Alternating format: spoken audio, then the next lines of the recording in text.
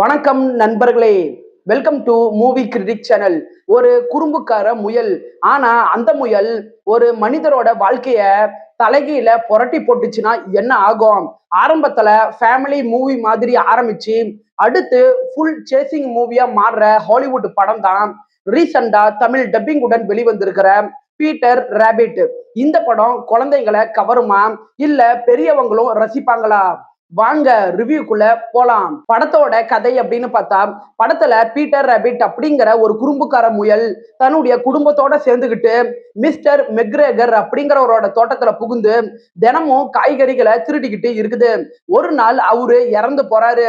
இதுக்கப்புறம் பீட்டர் ராபிட்டும் மற்ற விலங்குகளும் இனிமே இந்த தோட்டம் நமக்கு தான் சொந்தம் அப்படிங்கிற பெரிய சந்தோஷத்துல இருக்கிறாங்க. அந்த நேரம் பார்த்துதான் தாமஸ் அப்படிங்கிற புதிய ஓனர் அந்த இடத்துக்கு வராரு. அவரு ரொம்ப ஸ்ட்ரிக்டா இருக்கிறனால விலங்குகளை அந்த இடத்துல இருந்து துரத்த ஆரம்பிக்கிறாரு.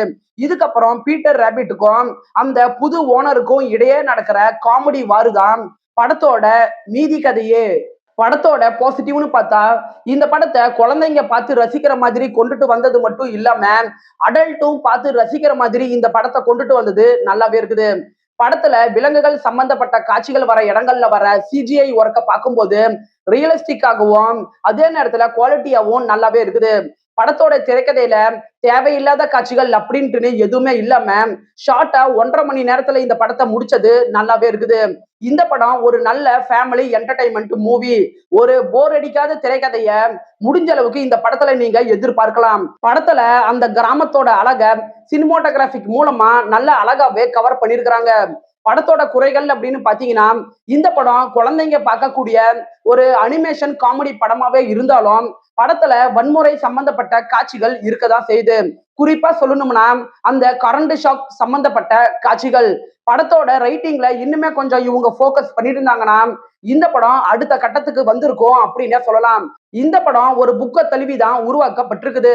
அந்த புக்கோட இந்த படத்தை கம்பேர் பண்ணி பார்க்கும்போது படத்தோட திரைக்கதை கொஞ்சம் டவுனா தான் இருக்குது.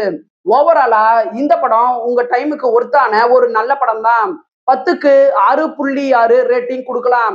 இந்த படத்துல ஒரு இடத்துல லிப்லாக் முத்த காட்சி வருது.